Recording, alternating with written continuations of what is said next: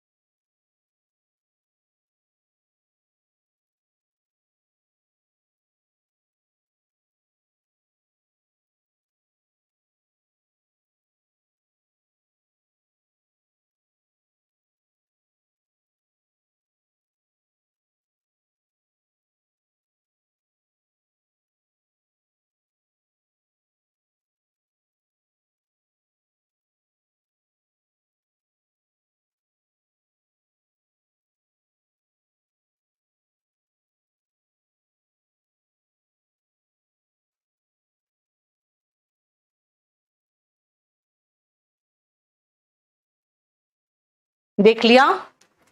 आप जरा ध्यान से सुनना बेटा। मैंने आपको कहा 54 तक देखिए।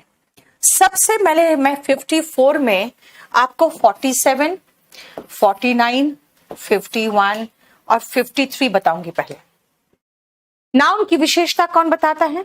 एडजेक्टिव। एडजेक्टिव कहाँ आता है? नाउन के पहले। बेटा उस नाउन में वो एडजेक्टिव, वो क्वालिटी ऑलरेडी मौजूद है ना? ऑलरेडी वो मौजूद है, इसीलिए वो क्या कहलाता है? नाउन के पहले एडजेक्टिव है। ध्यान से देखना बेटा। कार्स कैसे हैं? सेफ। टाटा बनाता है कैसी गाड़ियां? सेफ गाड़ियां। वो कैसा आदमी है? परफेक्ट आदमी है, एकदम परफेक्ट मैन। शर्ट कैसा था? सस्ता सा शर्ट था। और बॉय कैसी हालत में था? मिसिंग था, नहीं था वो। ठीक है, तो ये सारा एडजेक्टिव है जो नाउन के पहले आया। देखो वोकैबुलरी बेटा वॉल्यूम 1 से पहले करो ना मुजम्मिल, पहले वॉल्यूम 1 से करो। ठीक है, यानी कार्स, मैन, शर्ट और बॉय, पहले से उसमें वो क्वालिटी था, क्योंकि टाटा जो गाड़ी बनाती है वो सेफ होती है। मैंने जो शर्ट खरीदी वो सस्ती थी। बॉय कैसा था? मिसिंग था, उसको पुलिस ने ढूंढ निकाला। ठीक है ना? और उसके बाद मैंने कहा वो आदमी कैसा? एकदम परफेक्ट आदमी। लेकिन जब आप एडजेक्टिव का डेफिनेशन पढ़ रहे थे तो पढ़े थे नाउन या प्रोनाउन की विशेषता बताने वाले शब्द को एडजेक्टिव कहते हैं। ये नाउन के पहले होता है, नहीं तो वर्ब के बाद होता है। देखो नाउन के पहले तो हुआ, वर्ब के बाद भी हो सकता था, लेकिन नाउन के बाद हो सकता है क्या? ये तो नई चीज सुन रहे हो कि नाउन के बाद भी हो सकता है। ऐसा हो सकता है क्या? यस, हो सकता है।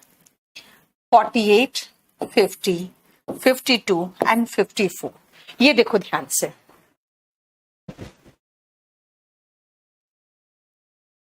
बैंक की इंग्लिश ज्यादा डिफिकल्ट होता है प्रज्वल, क्योंकि बैंक की इंग्लिश में आपको समझना ज्यादा, अंडरस्टैंडिंग पोर्शन ज्यादा होता है और उसका एक लेवल होता है, थोड़ा डिफिकल्ट लेवल होता है। आप सुनो, मैंने ये कहा बेटा कार सेफ नहीं है, बल्कि एयरबैग्स कार को सेफ बनाता है। किसी कारणवश से कार सेफ हुआ है, बिकॉज ऑफ एयरबैग्स। अगर मैं कहूं कि प्रैक्टिस, आदमी पहले से परफेक्ट नहीं है, प्रैक्टिस आदमी को परफेक्ट बनाता है जब वो क्वालिटी उसमें किसी कारणवश आए। अब वो कारण शायद दिया हो, जैसे कि कारण यहां दिया है, कारण दिया हो जैसे यहां दिया है, लेकिन कई बार कारण नहीं दिया होता इसमें। जैसे आप कहोगे मैंने एक सस्ती शर्ट खरीदी, ठीक है, आपने 200-300 का शर्ट खरीद लिया, सस्ती शर्ट थी। लेकिन अगर आप कहोगे ये 2000 का शर्ट है, मैं कहूंगी 2000 पड़ा, इसको तो मैंने 700 में खरीदा है, तो कहोगे जरूर आपने डिस्काउंट वगैरह या कुछ होगा ऑफर, उसमें खरीदा होगा। यानी I did not buy cheap shirt, I bought the shirt cheap. समझ में आया? शर्ट चीप पड़ा है मुझे, पहले से वो शर्ट चीप नहीं था, बल्कि वो शर्ट चीप पड़ा है मुझे। इसीलिए अगर किसी कारणवश वो एडजेक्टिव उस नाउन की विशेषता बन जाए, वो एडजेक्टिव उस नाउन की विशेषता बन जाए, तो वो नाउन के पहले नहीं, नाउन के बाद आएगा। जैसे मैंने कहा, लोगों ने, पुलिस ने जो गायब लड़का था उसको ढूंढ लिया, लेकिन अगर मैं कहूं कि भाई हमने पाया कि लड़का तो गायब है, मिल ही नहीं रहा, कहां गया, we found the boy missing, इस बॉय की हालात बाद में ऐसे हुई है, पहले से गायब नहीं था, हमने पाया कि लड़का गायब है। मुजम्मिल, नाउन के क्वेश्चन में इसलिए फंस हो गए आप, क्योंकि नाउन जो है ना बेटा, उसमें कंफ्यूजिंग जो नाउन है वो पूरा वोकैबुलरी सेक्शन से, तो अगर आप कहोगे मैम वो वर्ड रिलेटेड टू वोकैब है, तब अपने आप याद कर लो। बाकी कॉन्सेप्ट में कहीं फंस रहे तो मुझसे पूछ लेना। ठीक है, देखो समझ में आ गया, 47 से लेकर 55 तक देखो। ठीक है, अब आओ 55 से लेकर 62 तक, 55 से 62।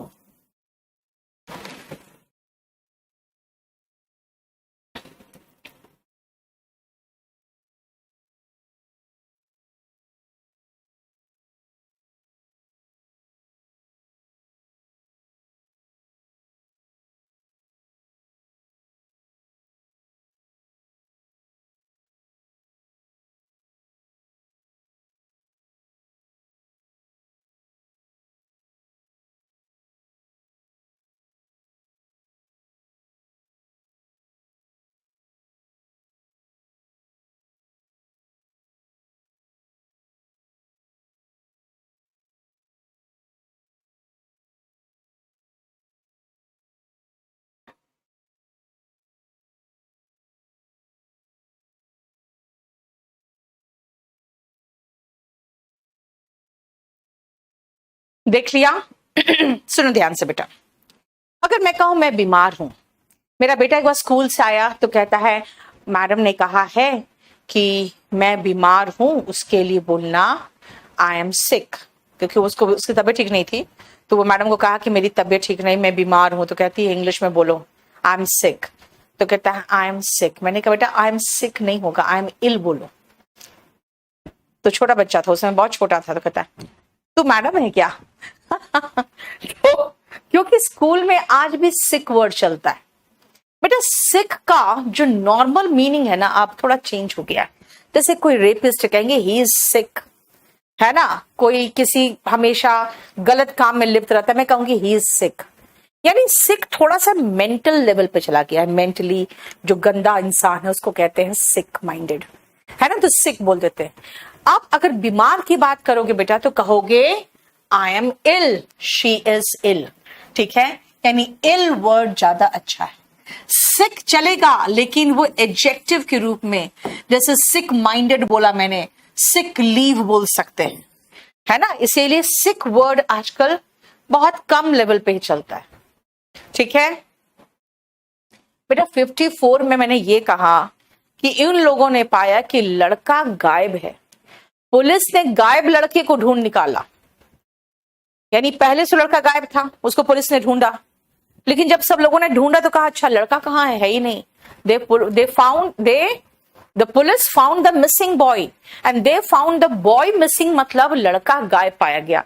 अब मुझे पढ़ाने दो ढंग से, सुनो पहले ध्यान से। यानी सिक का मतलब क्या है? सिक का मतलब हो गया कि आप उसको एडजेक्टिव के रूप में इस्तेमाल कर लो, जैसे मानसिक रूप से विकृत है, सिक minded.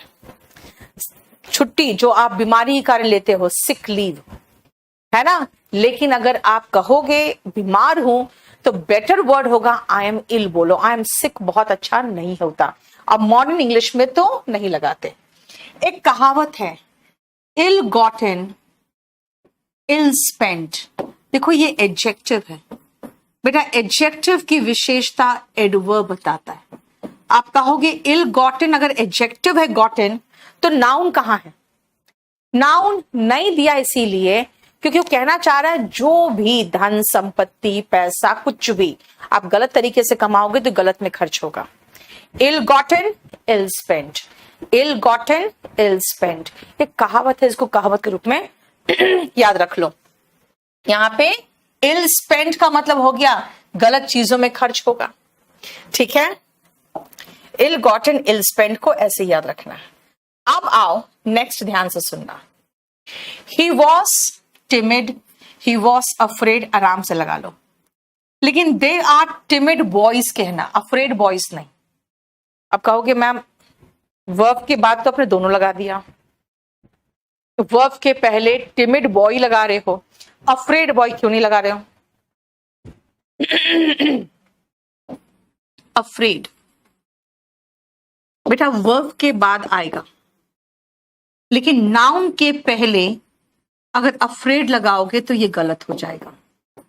He is afraid, he was afraid, he became afraid, सब चलेगा। यानी वर्ब के बाद आप अफ्रेड लगा दो, आराम से चलेगा, लेकिन नाउन के पहले अगर एडवर्ब ये अफ्रेड लगाओगे तो गलत हो जाएगा। नाउन के पहले गलत होगा। नाउन के पहले क्या आएगा? सिर्फ टिमिड आएगा। तो कहोगे फिर इस तरह का एडजेक्टिव जो वर्ब के बाद आ सकता है, नाउन के पहले नहीं आ सकता, एडजेक्टिव्स का भी तो कोई नाम होगा बेटा। इनको कहते हैं प्रेडिकेटिव एडजेक्टिव। और प्रेडिकेटिव एडजेक्टिव एट्रीब्यूटिव एडजेक्टिव का ऑपोजिट है। ऐसे याद रख सकते हो, ए फॉर एट्रीब्यूटिव, यानी आगे आएगा वर्ब के, नाउन के पहले, और प्रेडिकेटिव पीछे आएगा, यानी नाउन के पहले तो आ ही नहीं सकता। इसीलिए ये जो अफ्रेड है वो एट्रीब्यूटिव एडजेक्टिव है ही नहीं।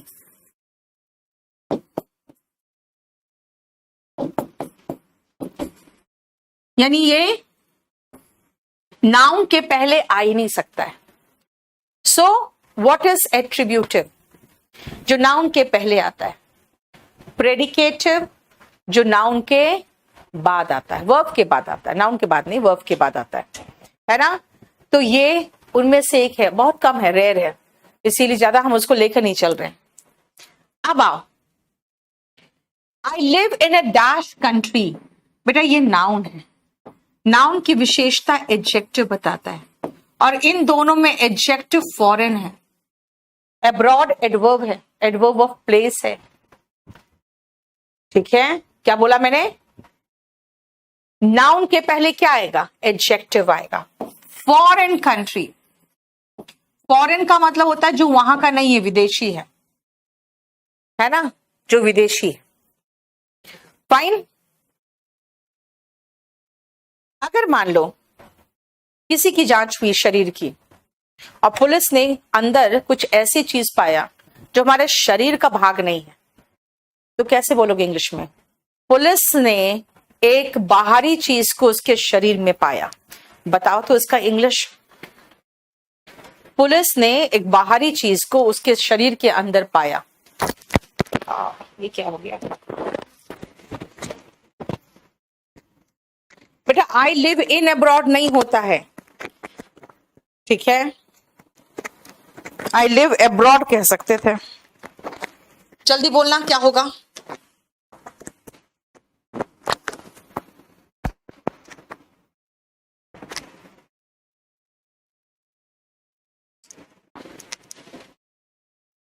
ऑफ कोर्स दोनों वर्ड डिफरेंट है।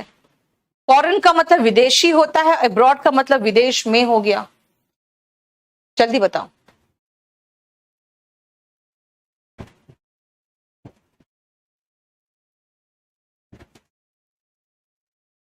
पुलिस ने पाया, द पुलिस फाउंड,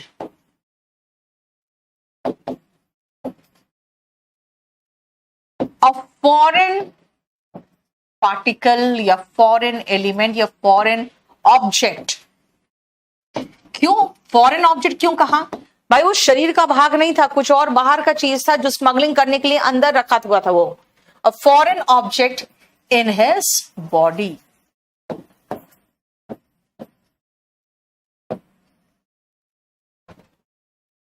ठीक है, समझ में आ रहा है?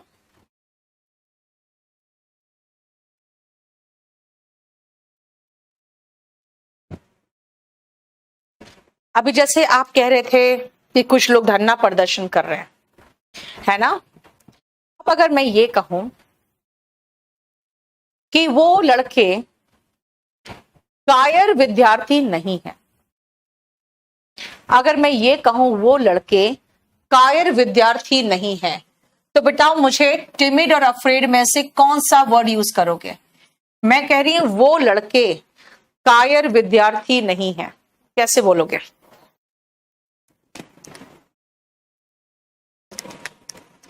वो लड़के कायर विद्यार्थी नहीं है, कैसे बोलोगे?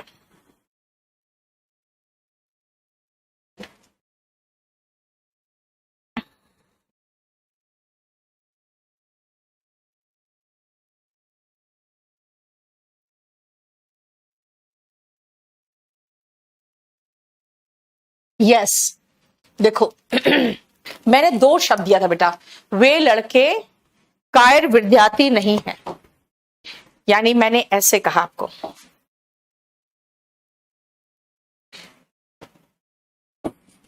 दोस बॉयज आर नॉट, आप अफ्रेड या टिमिड दोनों लिख दो, लेकिन जैसे मैंने कहा विद्यार्थी यानी स्टूडेंट्स, अब जैसे स्टूडेंट्स लिखा तो आप समझ गए कि भाई अब नाउन के पहले कायर लिखना है, तो मुझे टिमिड ही लगाना पड़ेगा।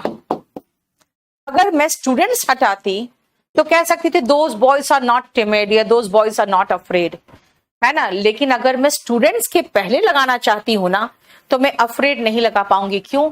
पढ़ चुके हो, नाउन के पहले अफ्रेड नहीं आता, अफ्रेड मैन नहीं होता, है ना? He is afraid, he was afraid चलता। ठीक है, क्लियर? अब मुझे बताना 61 वेंट है, ये वर्ब है, वर्ब की विशेषता एडवर्ब बताता है, यहां पे एडवर्ब अब्रॉड है, वो विदेश चला गया, ही वेंट अब्रॉड। ठीक है,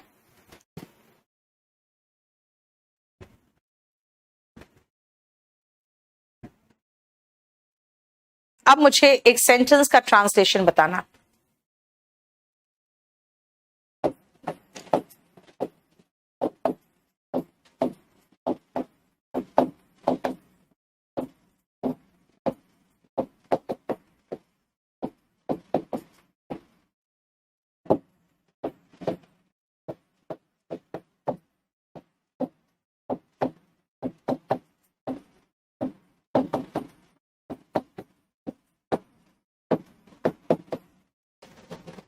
इन दोनों का बताओगे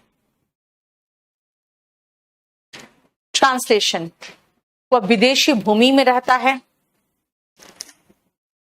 बेटा फॉरेन एडजेक्टिव है, नाउन के पहले आएगा, एब्रॉड वर्ब की विशेषता बताता है बेटा, वर्ब की विशेषता एडवर्ब बताता है।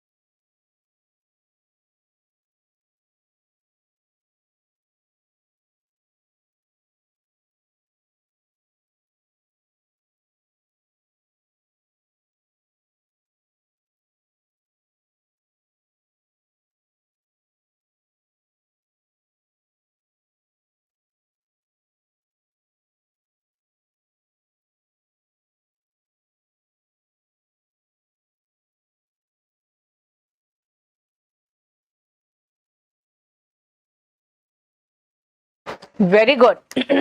लेकिन एक दो तो गलत लिख रहे हूं। वो विदेशी भूमि में रहता है। अब आप भूमि भी लगा रहे हो तो मुझे एडजेक्टिव चाहिए, क्योंकि ये नाउन है, एडजेक्टिव चाहिए। He lives in a foreign land.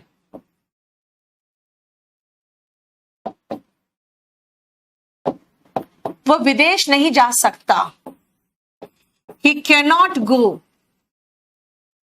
और अब एडवर्ब चाहिए। यहां पर प्रेपोजिशन कैसे लगा रहे हो यार? हाँ, प्रेपोजिशन थोड़ी लगता है एडवर्ब के पहले। ही कैन नॉट गो अब्रॉड।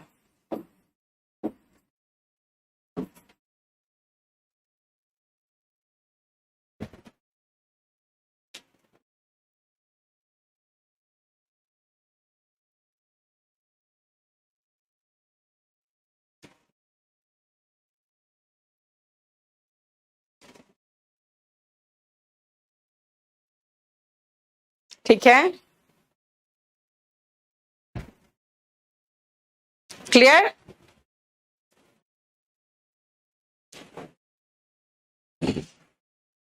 चलो 62 से बेटा अब 70 तक देख लो। तो आप थोड़ा फटाफट देखना, जल्दी।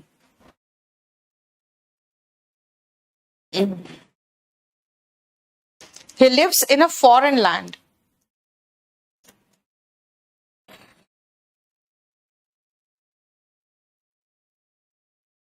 एडजेक्टिव के रूप में फॉरेन लगाया और गो वर्ब की विशेषता एडवर्ब बताया, तो सीधा अब्रॉड लिख दिया।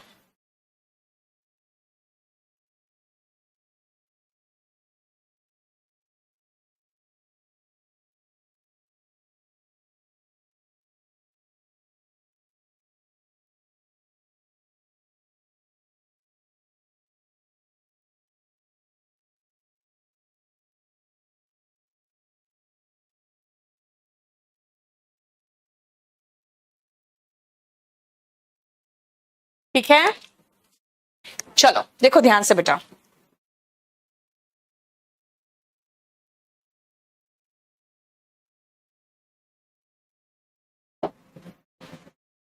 नाउन की विशेषता एडजेक्टिव बताया, बिल्कुल सही है। नाउन के पहले एडजेक्टिव आता है, बिल्कुल सही है। अरे सॉरी, असली वाला छोड़ दिया मैंने ना। हाँ, ये वाला छूट गया। ही वॉज फास्ट asleep होगा बेटा, ये एडजेक्टिव है, ये एडजेक्टिव है, एडजेक्टिव। और देखो फास्ट यहां पे एडवर्ब है। फास्ट मतलब गहरी नींद में। अब 62 से रिलेटेड 2 सेंटेंस करना।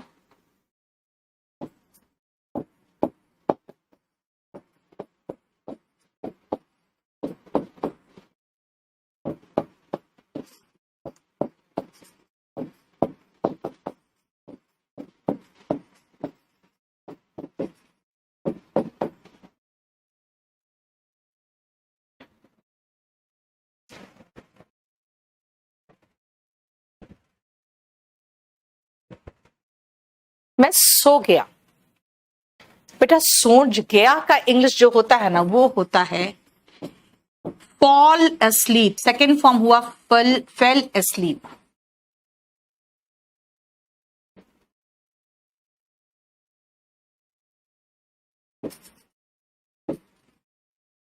फेल ऐसा वर्ब है जिसके बाद एडजेक्टिव आता है अगर वो सोने के सेंस में हुआ तो। लेकिन वो सो रहा था, मैं सो रहा था, आई वॉज स्लीपिंग। जब आप उसको एक्शन के रूप में दिखाओगे ना तो स्लीप लगाना, और अवस्था बतानी है तो अस्लीप। वह सोया हुआ था, ही वॉज अस्लीप। वो सोया हुआ है, ही इज अस्लीप। लेकिन वो सो रहा है, अगर आप एक्शन बताना चाहते हो तब लगाना ही इज स्लीपिंग। और मैं सो गया, मैं 10 बजे सो गया था, I slept at 10 PM। Sleep का सेकेंड फॉर्म स्लेप्ट, वो सो गया का बेटा। और अगर फॉल के साथ लगाओगे तो एडजेक्टिव अस्लीप ही आएगा। ठीक है, स्लीप अवस्था बताता है और स्लीप एक्शन बताता है। स्लीप स्टेट बताता है और स्लीप खाली स्लीप SLEEP वो एक्शन बताता है। सो रहा है, ही स्लीपिंग, सो रहा था, ही वॉज स्लीपिंग, सो गया, ही स्लेप्ट।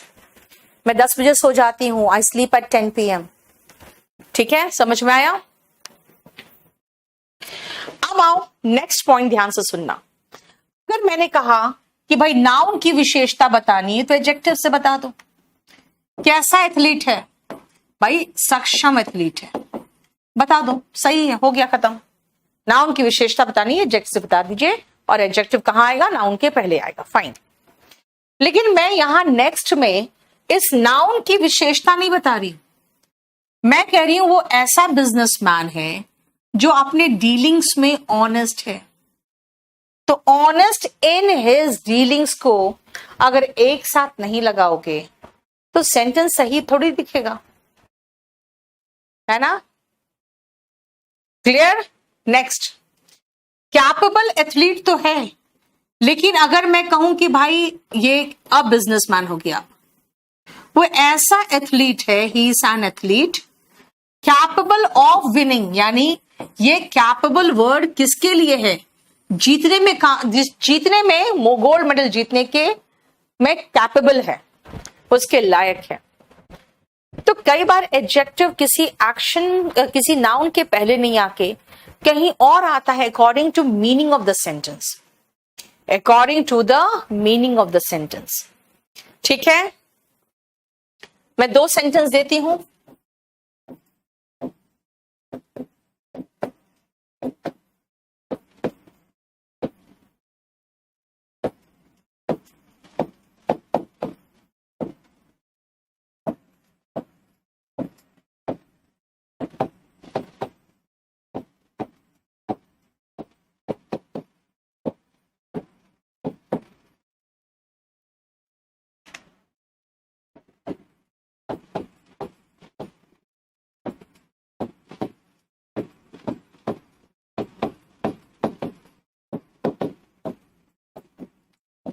दक्ष का मतलब होता है एक्सपर्ट, प्रोफिशिएंट।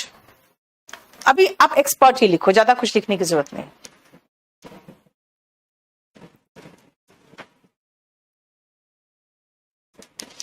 दोनों को देख के बनाओ तो 2 तरह का स्ट्रक्चर बताएं आपको।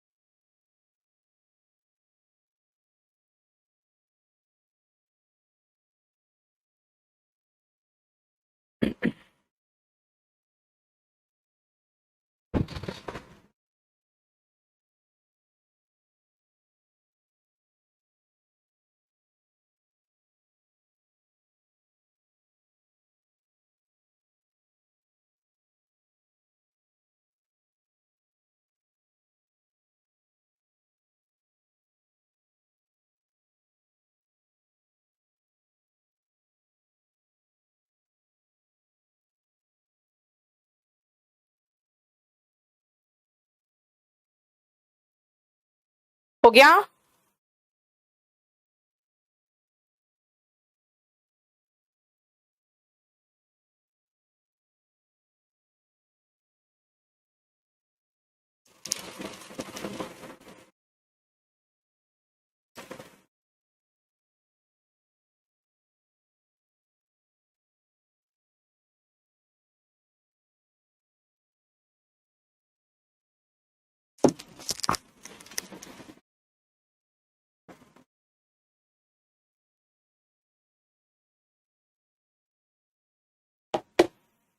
हम्म,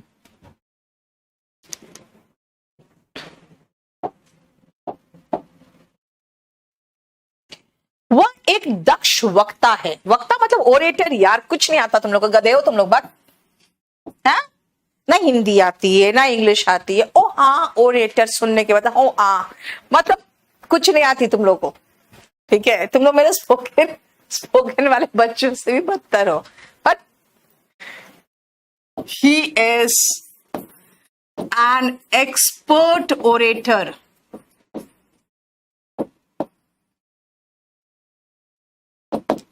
he is an expert orator. वह एक वक्ता है जो भारत के इतिहास में दक्ष है। ही इज एक वक्ता है, एन ओरेटर। अब क्या में है? इतिहास में दक्ष है। Expert in Indian history. He is an orator, expert in Indian history. आती है मैम? कुछ नहीं आती है श्रुति, तुम अकेली थोड़ी हो, यहाँ तुम्हारे बैच वाले गधे हैं बिल्कुल। देखो दक्षिण, व्हाट वी से दक्ष इन इंग्लिश। नितिन देखो कितना बड़ा अंग्रेज तुम्हारे बैच में बैठा हुआ है। व्हाट वी से दक्ष इन इंग्लिश।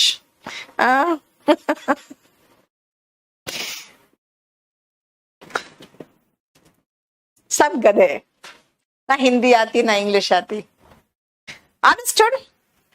सो अगर एडजेक्टिव बता रहा है किसी नाउन के बारे में, बेटा उसके साथ रहेगा। लेकिन एक्सपर्ट इन क्या? इन इंडियन हिस्ट्री, ठीक है ना। कैपेबल क्या? Capable of winning a gold medal, ठीक है। यानी कि ऑनेस्ट क्या में? Honest in all his dealing. सारी जितने भी व्यापार में जितना डीलिंग्स करता है सब में वो ऑनेस्ट है। क्लियर? समझ में आ गया? नेक्स्ट पॉइंट में आओ बेटा। आज होपफुली मेरा खत्म हो जाएगा अगर आप लोग साथ दो तो। आप सुनो, 2 लाख स्टूडेंट्स नहीं होगा बेटा। नाउन की विशेषता एडजेक्टिव बताता है। अगर नाउन के पहले एडजेक्टिव आया तो वो प्लूरल फॉर्म में नहीं होगा। याद रखना इसका स्ट्रक्चर क्या है। एक तो डेफिनेट नंबर है 2, यानी डेफिनेट नंबर वाला एडजेक्टिव, उसको कहते हैं definite numeral. Definite numeral adjective. इसके बाद अगर नाउन आता है, ठीक है ना, तो यहां पर आने वाला लाख हो तो एस मत लगाना, करोड़ हो तो एस मत लगाना, ठीक है। चलो अब मैं आपको एक सेंटेंस दे रही हूं।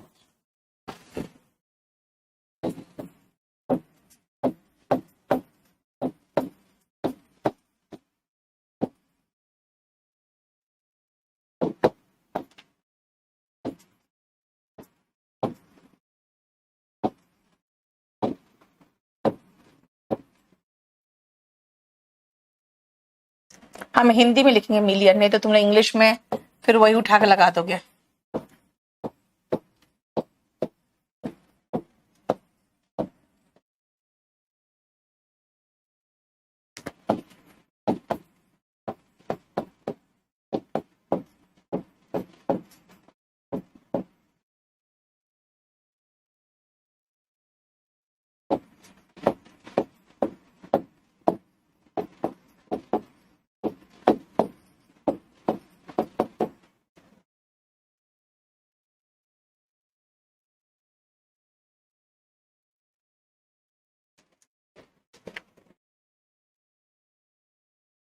यस शालू, बिल्कुल सही कर रही हो।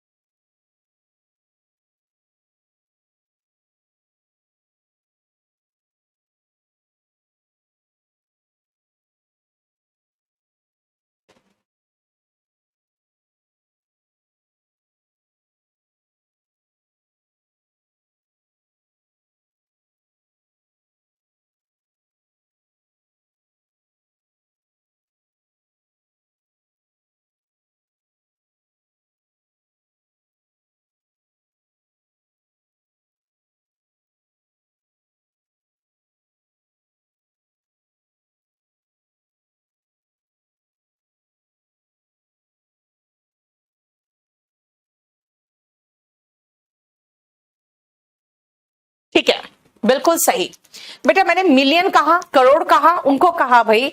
उनके बाद अगर नाउन आ जाए तो नाउन, आप नाउन के पहले आने वाला मिलियन, करोड़, 100, 1000, लाख जो भी होगा वो सिंगुलर होगा, एस नहीं लगेगा।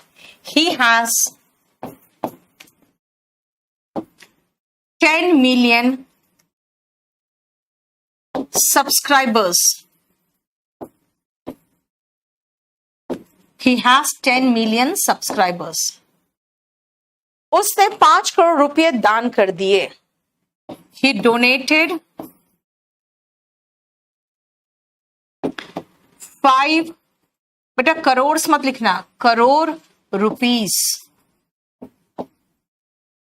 5 करोड़ रुपीस.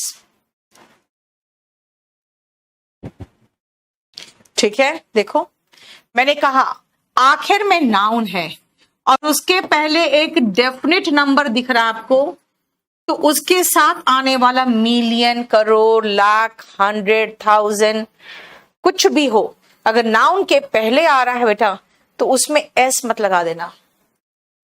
ठीक है, अब मैं दूसरे तरीके से आपको पूछूंगी और मुझे जवाब देना. उसके मिलियन, ऐसे कहते, छोड़ो, दूसरा सेंटेंस दे रही हूं मैं.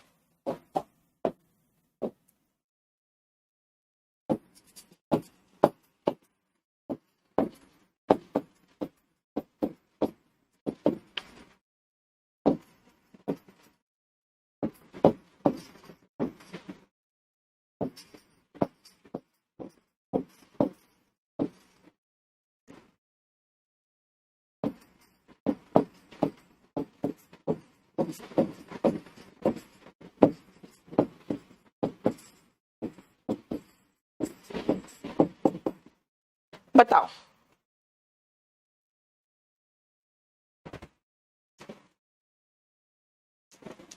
उसके बाद नाउन ना हो तो बेटा तब तो फिर आपको आगे बढ़ना पड़ेगा ना. आगे करा रही, रुको.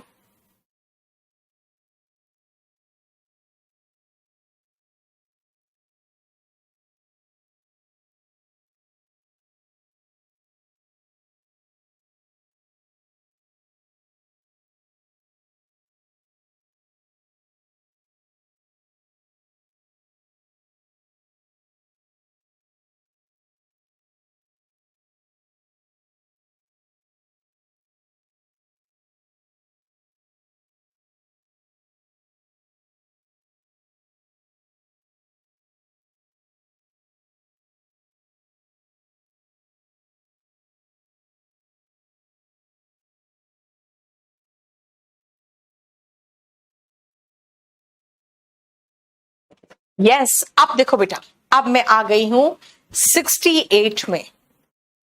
उसके लाखों फैंस हैं. He has lakhs of fans. याद रखना, अगर ऑफ लगा रहे हो तो ऑफ के पहले आने वाला नाउन और ऑफ के बाद आने वाला नाउन दोनों प्लूरल फॉर्म में होगा. अगर ऑफ लगाओगे तो ऑफ के पहले आने वाला नाउन, ऑफ के बाद आने वाला नाउन दोनों प्लूरल फॉर्म में होगा. उसने लाखों रुपए दान कर दिए. अब कहोगे मैम डेफिनेट नंबर तो है ही नहीं. वही तो मैं कह रही हूं, यहां पे इनडेफिनेट नंबर होगा. यहां पे इनडेफिनेट नंबर है, यानी ही डोनेटेड कितना लाख नहीं पता, तो इनडेफिनेट नंबर हो गया.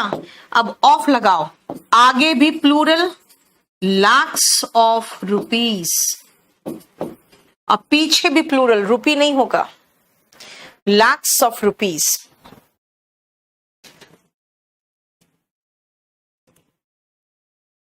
ठीक है, 68 तक देख लो, मैंने सिखा दिया आपको. 68 तक समझ में आ गया, क्लियर. लेकिन बेटा शूज के मामले में ऐसा नहीं होता, सॉक्स के मामले में ऐसा नहीं होगा, ग्लव्स के मामले में ऐसा नहीं होगा, क्योंकि वो हमेशा पेयर में रहते हैं. अब कितने पेयर वो भी लिख देते हैं और इसमें ऑफ भी लगा देते हैं, ये दोनों मिक्स हो जाता है. जैसे अगर मैं कहूं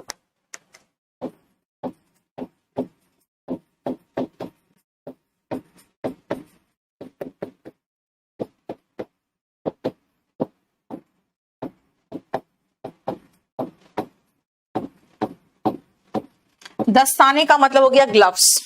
अब बताओ, जो पैर में खरीदाता है ना, उसके साथ आपको ऑफ और डेफिनेट नंबर दोनों लगता है।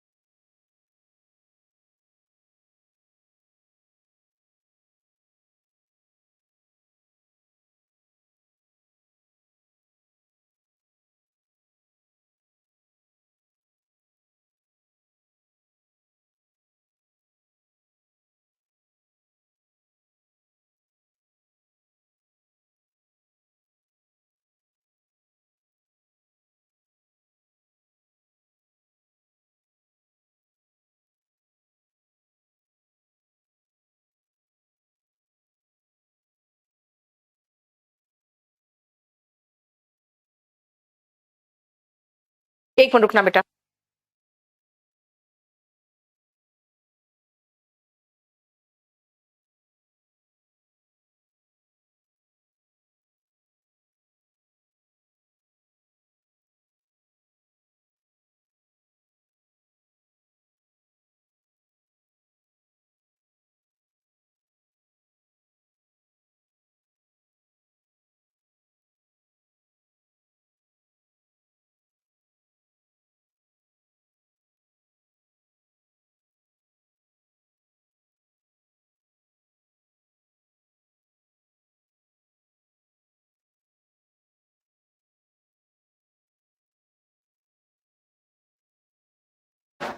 नेक्स्ट आओ, मैंने 5 जोड़ी दस्ताने खरीदे।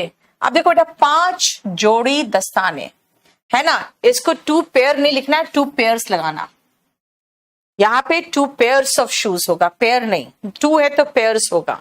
इसीलिए अब क्या बनेगा इसका, he bought 5 pairs of gloves. देखो ऑफ के पहले भी नाउन प्लूरल में, ऑफ के बाद भी नाउन प्लूरल में। बस ये जहां पे जोड़ी में बिकता है ना बेटा, वहां पे आपको नंबर भी लगाना है, वहां पे ऑफ भी लगाना है। ठीक है, अब आप 70 से लेकर अब अलग चीजें आ गई। अब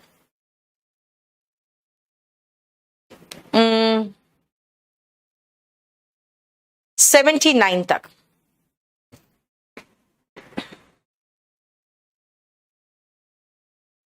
पेयर्स बेटा, पेयर्स, सॉरी वहां पे एस लगाना भूला, वहां मुझे शायद आंसर में आपको एस लगा हुआ है। 5 पेयर्स होगा, 5 है ना तो पेयर्स होगा।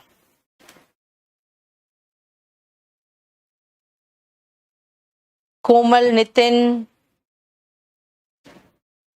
हाँ ये आज तो खत्म हो जाएगा एडजेक्टिव यार। एडजेक्टिव चैप्टर आज खत्म हो जाएगा। नेक्स्ट क्लास में हम एडवर्ब शुरू कर देंगे।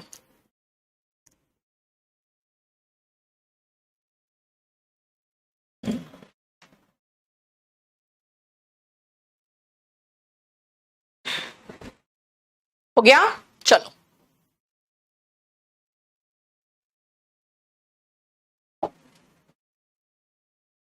हम्म 70 और 71 ध्यान से देखना बेटा। माई बोथ ब्रदर्स नहीं होता है, बोथ माई ब्रदर्स होता है। यानी अगर माई जैसा पजेसिव एडजेक्टिव लगाना है तो बोथ के बाद लगेगा। पजेसिव एडजेक्टिव बोथ के बाद लगेगा। ऑल माई फ्रेंड्स, ऑल के साथ भी उसके बाद आता है, उसके पहले नहीं आता। यानी both my friends, both my brothers and all my friends होगा। अब बोलोगे मैम इतनी छोटी चीज है, ये तो याद नहीं रहती है ना बेटा। ऐसे ही छोटे छोटे मिस्टेक्स करते हो आप, आपकी इंग्लिश गड़बड़ होती चली जाती है।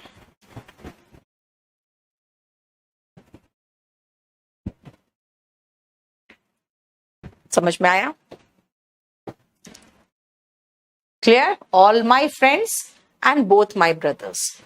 72 में आओ। Go and play with some other children होगा ना बेटा। जब चिल्ड्रेन नाउन है और नाउन की विशेषता एडजेक्टिव बताता है, याद रखना एडजेक्टिव फॉर्म हमेशा सिंगुलर होता है। मैंने कहा था आपको नी सर्जरी बोलते हैं, नी सर्जरी नहीं बोलते। तो अदर अगर एडजेक्टिव के रूप में आएगा तो एस फॉर्म नहीं लेगा। अदर अगर एडजेक्टिव के रूप में आएगा तो एस फॉर्म नहीं लेगा। ठीक है, 2 सेंटेंस करना।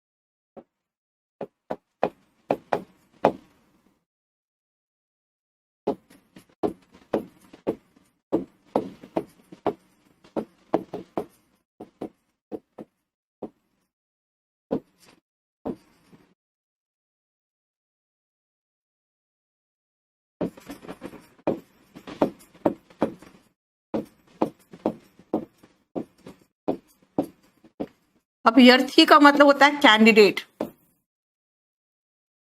अभ्यर्थियों के बारे में।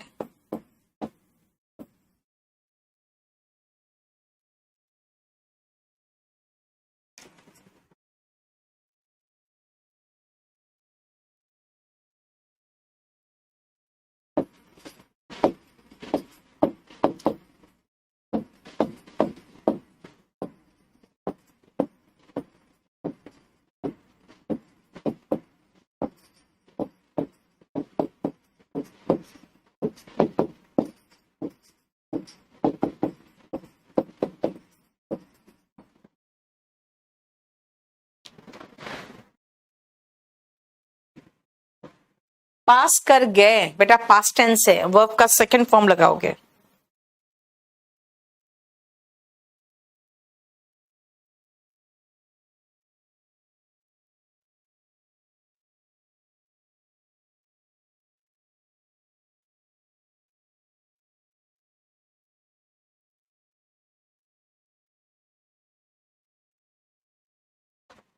अच्छा रखो।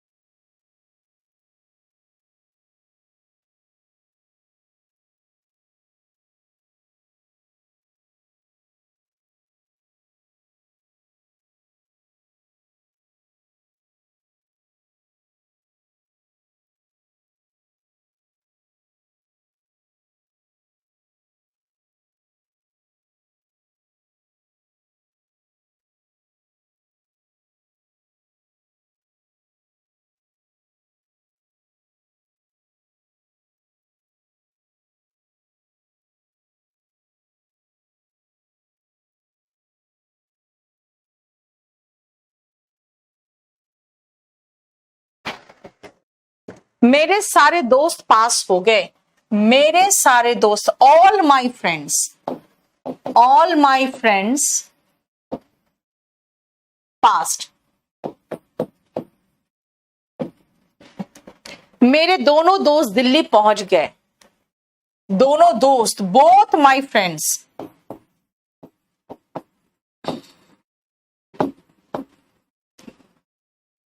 Reached Delhi, both my friends reached Delhi. मुझे दूसरे अभ्यर्थियों के बारे में नहीं पता, एडजेक्टिव के रूप में लेना चाह रही हूं। आई डोंट नो अबाउट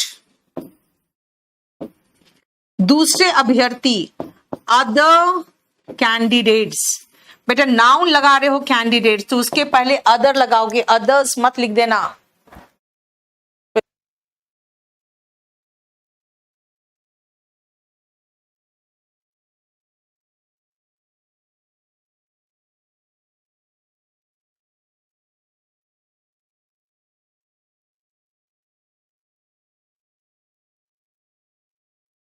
हो गया?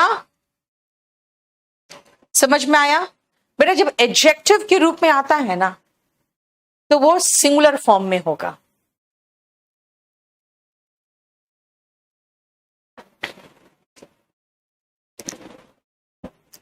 चलो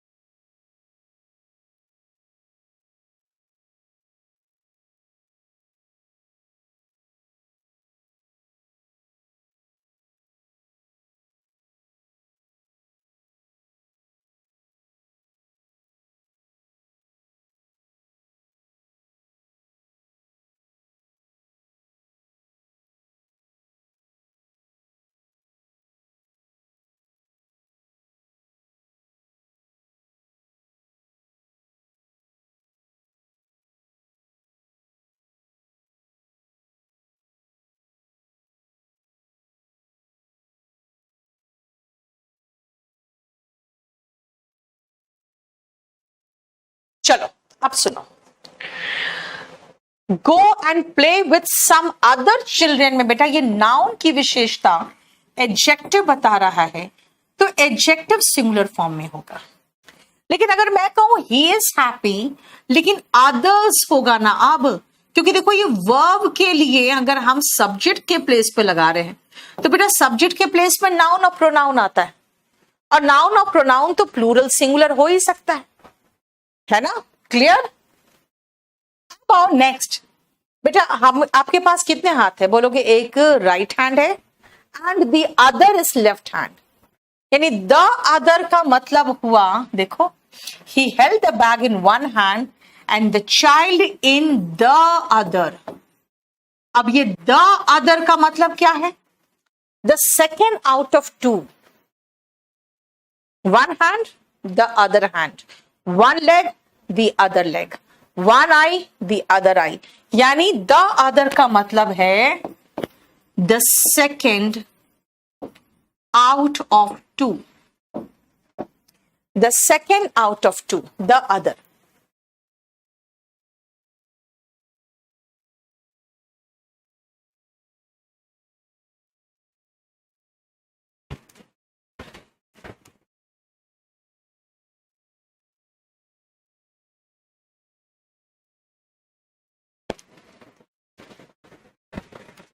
ठीक है,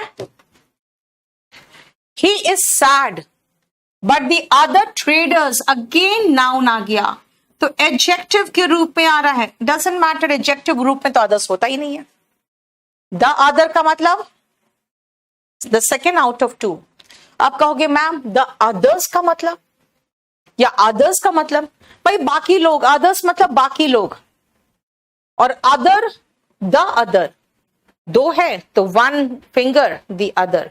अब बोलोगे मैम बाकी सब बहुत सारे फिंगर्स आपके पास, ओके छोड़ो, तब तो फिर मैं आंख लूंगी। One eye and the other, one hand and the other, है ना, तो the other is the second out of two. I am present the others, बेटा जब आप बाकी लोगों की बात करोगे तो प्लूरल नाउन के साथ प्लूरल वर्ब आता है, इसलिए अदर नहीं अदर्स होगा। एडजेक्टिव के रूप में सिंगुलर फॉर्म, नाउन के रूप में प्लूरल फॉर्म भी हो सकता है, और द अदर मतलब सेकेंड आउट ऑफ टू, तो सिंगुलर ही होगा। लेकिन अगर मैं कहूं मुझे एक ग्लास पानी और चाहिए, आई नीड एनदर, एनदर का मतलब होता है बेटा एन, एन कब लगता है? एक के लिए, एन और एक किसके लिए लगता है? एक के लिए। बेटा एनदर के साथ हमेशा सिंगुलर नाउन आएगा। अदर के साथ तो मैंने कह दिया द अदर आई, सिंगुलर भी आ सकता है, the others are, the other boys, plural भी आ सकता है। लेकिन एनदर जो है ना, एन प्लस अदर है, और एन का मतलब एक होता है, एनदर के साथ सिंगुलर नाउन लगता है, ठीक है। दिस रूम इज स्टिंकिंग, ये बदबू दे रहा है, can you provide me another one? देखो अनदर के साथ सिंगुलर ही तो आ रहा है। अनदर का मतलब क्या है? एक और या कोई दूसरा, एक और, है ना। अनदर ग्लास ऑफ वाटर मतलब एक तो मैं पी चुकी हूं और एक चाहिए, यानी अनदर का मतलब यहां पर क्या निकल रहा है? एक और ग्लास, और यहां क्या निकल रहा है? कोई दूसरा, कोई दूसरा, एन अदर। देखो अब बाकी सब रिपीटेड है। एस के बीच में हमने कहा था ना पॉजिटिव डिग्री आता है। एस के बीच में एडजेक्टिव हो या एडवर्ब हो, पॉजिटिव डिग्री आता है। Ganga is longer than any other river of India, Bharat की किसी भी नदी से ज्यादा लंबी है। The Nile is longer than any other river of India, ये बिल्कुल गलत है, क्योंकि नाइल नदी भारत में नहीं है ना। एनी रिवर ऑफ इंडिया याद है जो मैंने कहा था, gold is more precious than any other metal and diamond is more precious than any metal.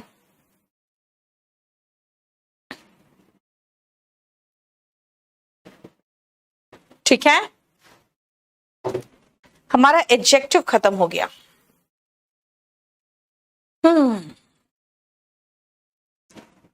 आज हमारा एडजेक्टिव चैप्टर खत्म हो गया है। अब इसके बाद मैं बता दूं आपको, इसके बाद हम एडवर्ब करेंगे, फिर आर्टिकल करेंगे, फिर डिटरमिनर्स करेंगे, फिर पैरलिज्म करेंगे, ठीक है।